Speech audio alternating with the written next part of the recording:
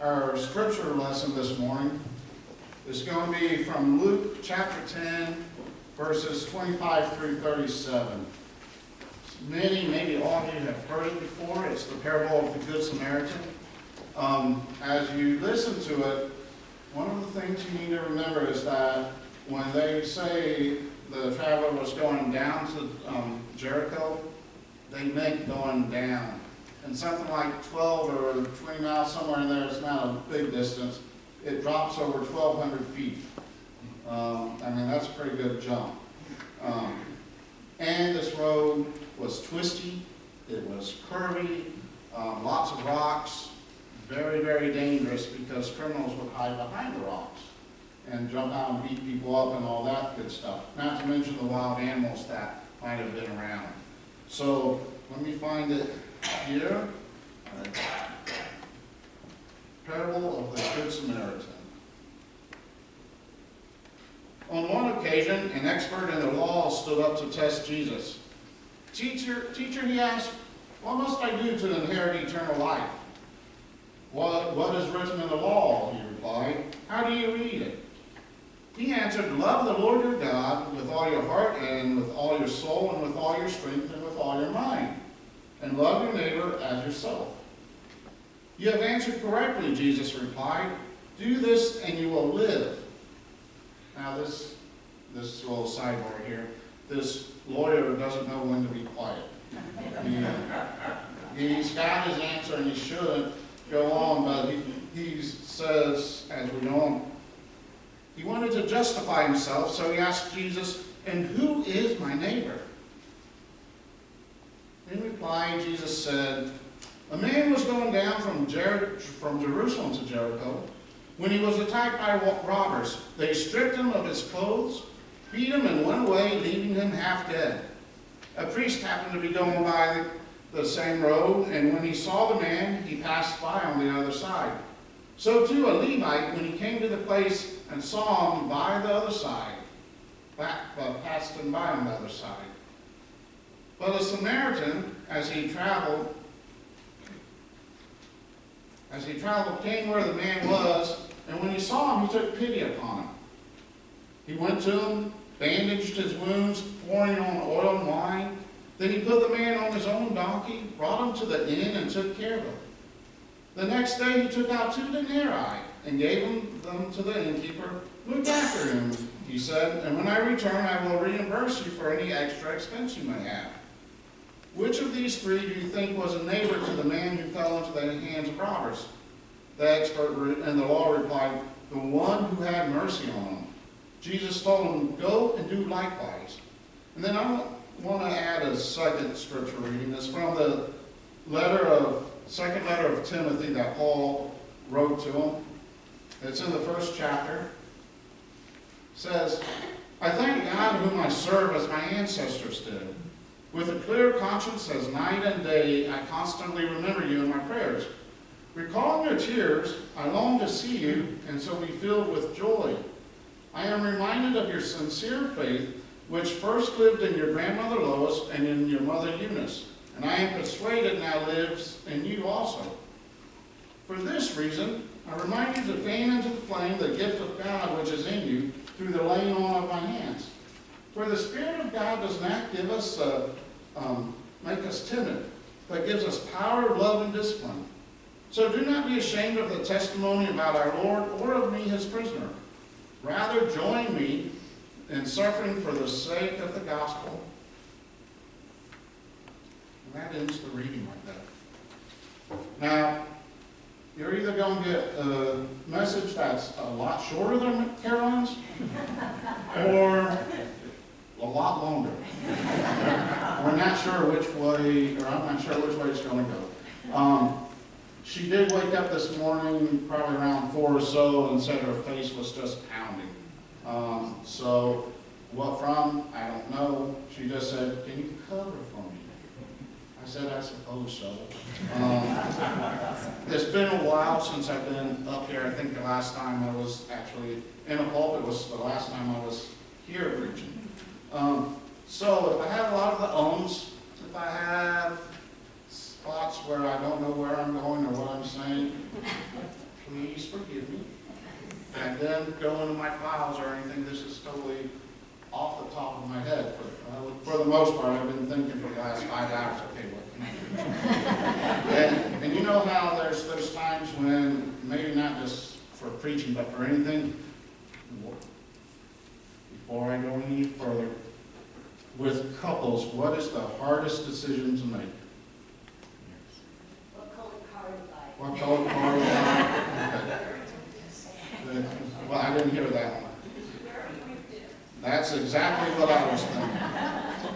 Where are we going to eat? And goes back and forth. And have y'all ever been in that situation when you're trying to decide, okay, what am I going to preach? What am I going to teach? What are we going to eat? What am I going to do? That's kind of how I've been this morning. Okay, what can I preach on? And Carolyn did tell me, thankfully, that she had picked the parable of the Good Samaritan. And we'll probably talk a little bit about that. And we'll probably talk a little bit, at least the plan is to talk about Timothy also.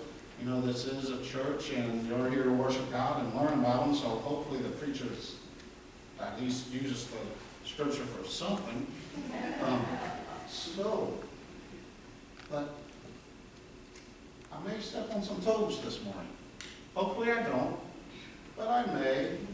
Because one of the things I'm going to ask you to do is to look at the parable of the Good Samaritan a little bit differently. Because I think a lot of times we envision ourselves as the Samaritan. And I think that that's a very valid interpretation. Because how many of us, you don't have to raise your hands or anything, but how many of us have felt like we've been ambushed or we've been beaten up and left on the side of the road by the world? By somebody else. Some people have actually done that, I imagine, who have experienced that, who have felt abandoned and who wondered, okay, am I going to die here? Maybe literally, maybe spiritually, but whatever, they're just there.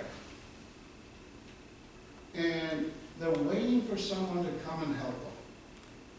And here comes people who pass by and then somebody stops and helps them. And I think a lot of times as we think about this, we see ourselves as the Samaritan because the world does beat us up. Even the ones who have the most perfect life, they have struggles, they have troubles, whatever you want to call it. They get beat up also, and they need help. And we see the Samaritan as the good guy, as Jesus. As God coming by and rescuing us, healing our broken hearts, binding up our hearts and wounds. And I think that's good. Because I honestly believe that that is one of the ways that we can read this passage. That's how I see it a lot of times. But I'm going to ask you to ask yourself, am I one of the Levites? Am I one of the priests? And you might be saying, oh no, that's not me. But I want you to think about this. Jesus mentions two people besides the Samaritan. He mentions the priest and the Levite. The priest, he's from the tribe of Levi also, but he's a little bit higher up. He's got the duties of a priest. And he's going down to do his, he's probably, let me have to think about this for a second. He's probably coming up the road. He's probably headed to Jerusalem. And he's headed to Jerusalem most likely to do his temple duties. You go back and read Leviticus, what you'll find out is that the tribe of Levi was given the responsibility of being the priests. And as he's walking up, he wants to make sure that this responsibility that he only gets to do maybe once or twice a year, maybe once a lifetime, that he is able to do it. And as he's coming up, he sees this person on the road and he sees blood. He sees this guy who he might be able to tell he's a Samaritan. And Samaritans were bad, nasty people according to the Hebrews, according to the Jews of the time. They weren't, they were just different from them, but they were seen as being enemies. And this priest, he sees it, he says, oh no, if I go near him, I'm going to become dirty. I'm going to become unclean. And since he's there going up for his required stuff and this special occasion, he says, I am not going to do anything. And just walks over on the other side, ignoring the hurt, the pain, the suffering. The Levite, he's coming up, he's also from Levi. He's probably going to do his temple duties. Maybe he's not going to be the priest, doing the priest stuff, but he's going to be on the inside, and he's going to be doing his stuff. You know, if you've ever worked in a church before, you know how much there is behind the scenes that's going on. And he's one of those behind the scenes persons. But if he goes and helps this person, he's going to become unclean. And he's going to lose out on this responsibility. And it doesn't help that the guy on the ground, doesn't help that he's a Samaritan. It's a lot easier to pass somebody by that you don't like, isn't it? We don't like to pretend or see ourselves as those two people do. And yet, sometimes that's who we are. And it may not be as obvious as these two guys. But have you ever thought about the way that we kind of view people, about those messages that we send subconsciously? I'm looking around to see if anybody has one on. I don't see anybody who has a Budweiser shirt on. But I want you to think about this. If somebody came in, maybe going to the beach, coming from the beach, they had swimsuit on, if it's a female, maybe a bikini top on. The guy has a big old Budweiser shirt on, may have a beer belly at that. How are y'all going to treat them? And maybe the next question would be, how are you going to treat them after they leave or out of the earshot? You know, sometimes the suffering that's inflicted on people comes when they're not around, isn't it? You've heard about those people, haven't you? You know, the Mexicans, the Asians, the whoever. You know, and I say that half in jest, but I can't tell you how many times I've been around people who say, well, you know, those people are just whatever, nasty, or they're no good, or anything like that. Are we being neighbors then? Are we treating other people the way we would be treated? Now, you might say, well, other people don't know how we talk at home, and I don't care what other people say at home. But what happens so often is those home activities translate into activities out in the world. And we may not do it consciously, but we may do it subconsciously. We may stay within our cliques. We may just kind of avoid going into sections of town, or whatever it is. And there may be absolutely no one in here who this fits the description. But there may be a lot also. And as we think about this, as we think, are we a Levite? Are we a priest? Let's also think about what we can do to make sure that we become a neighbor. So I'm going to ask a question, and I'm going to have kind of an interaction here, is what do you think was the driving factor for the emotion, if you would, of the priest and the Levite going to the other side, ignoring the God? Would it be fear? Not the fear necessarily of the person who's on the ground, but fear of losing out. Fear of losing status in a person's eyes, their family's eyes. Oh, you weren't able to do that, now we're marked for life as the ones who weren't able to serve. Was it fear that may have been of people hiding behind the rocks, waiting for waiting for somebody to come by so they can jump out and ambush them? In other words, was it kind of a setup? Was it fear that they were going to get struck down? Was it a lack of compassion? And we can't answer all that, but I think a lot of it does come back to fear. And I think one of the messages of the Good Samaritan is that compassion and love overpower fear.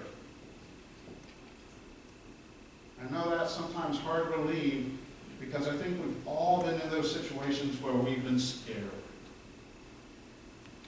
It may not be a physical fear, but it may be one of those fears of the unknown, fears of doing something that's strange, fear of doing something new. But what does Paul remind Timothy? And by the way, a lot of times we think of Timothy as being a young person. You know, maybe 15 to 20, 25 on the outside. There's kind of this interaction between Paul and Timothy as a father to a son or mentor to a mentee. But there's a good chance that Timothy is actually about 40 years old. And think about that for a minute. A grown man who's struggling with all these things. And Paul tells him, hey, remember your baptism. He doesn't use those exact words, but that's basically what he's saying when he says, with a gift that was given to you with the laying on of hands. Some will say that was like an ordination thing. I'm thinking it was probably more like baptism. But regardless, Paul is saying, remember what God has given you. If you're afraid, remember what God has given you. Well, I'm going to test y'all to see if y'all were sleeping or if y'all were paying attention. What type of spirit does Paul say God gives us with the laying on of hands? Let's see. Spirit of love. Spirit of love. And not one of what? Timidity. Maybe another way that probably isn't in the Greek, but the way I kind of read timidity here is this. He did not give us a spirit of fear. He did not give us a spirit of hesitation. He did not give us one of shyness. He has given us a spirit of love that will allow us to go forth and do things that we've never thought we would do.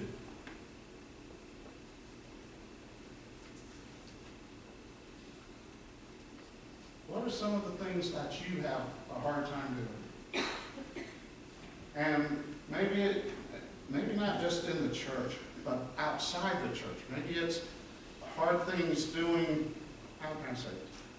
It's doing what Christ has called us to do, that we've been summoned to do, that we're afraid to do it. Is it showing compassion to people? Is it changing our ways? None of y'all are set in your ways, are you? Man, change is hard. You know, I don't like change unless I'm the one who's implementing it. You know what I'm saying now? It's a whole lot easier if you're the one saying, hey, we need a change. But sometimes God calls us to do these things, to change, to reach out, to visit people, to share our stories. Because why? Because God has given us a spirit of love. God has loved us so that we can love others. And that can be hard.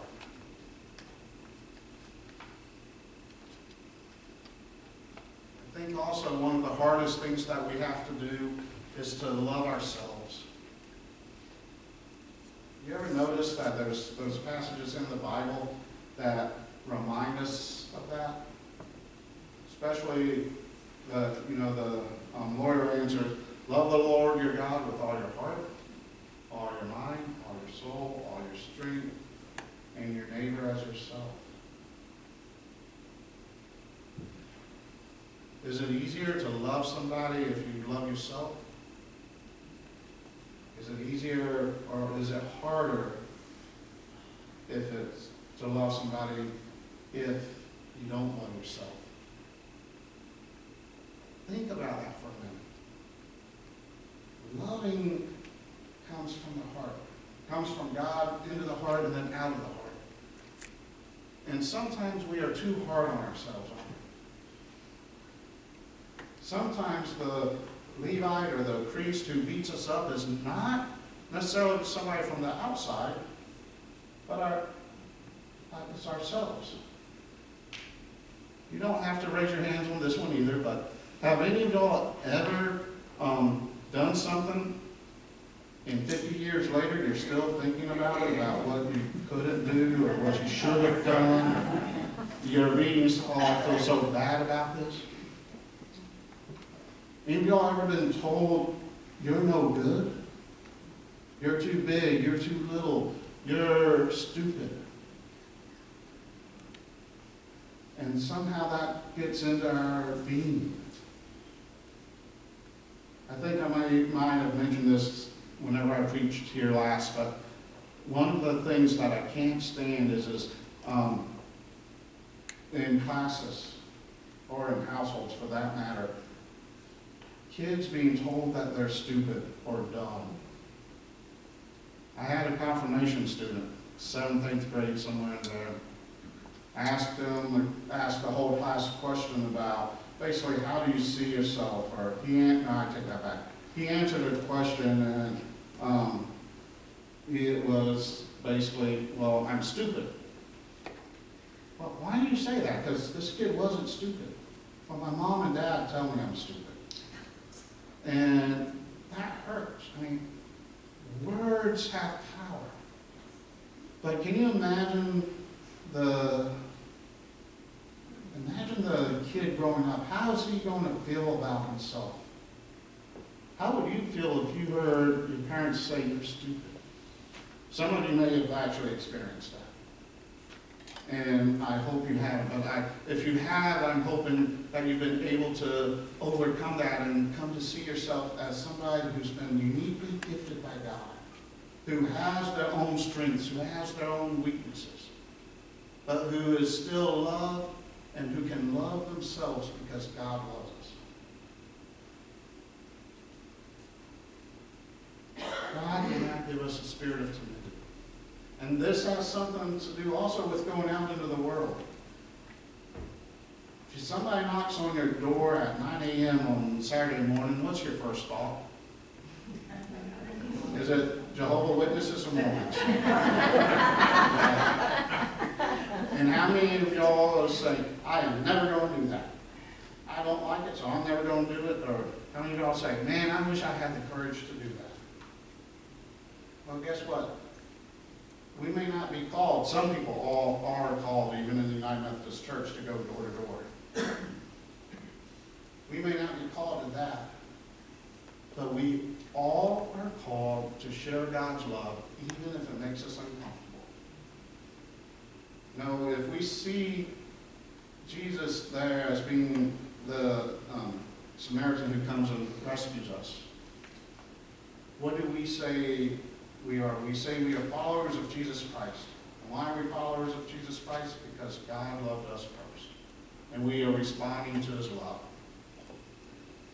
If we are followers of Jesus Christ, and Jesus stops to help those who are broken like us, and some of us are a lot more broken than others, if we are followers, what does that mean we are supposed to do? We are supposed to share the love of Jesus Christ even if it makes us uncomfortable. Now, I love the summons. Up in Minnesota, we heard that at least once a year at an annual conference, where the whole conference would be singing. And there was a line today about putting ourselves to the side, basically.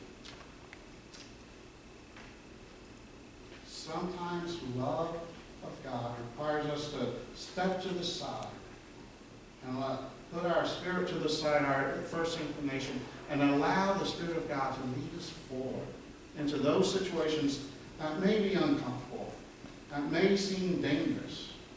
And dangerous not necessarily physically, but dangerous in how am I going to do this if this is new? But God calls us, God empowers us, and God will heal us. And I want you all to think about that this week as you go forth. And remember that God does not give us that spirit of timidity. God gives us a spirit of love to do not only the things we like and that we're good at, but when we're placed in those situations when we're uncomfortable or unsure, God has given us a spirit to do it then as well. Amen. Amen. So,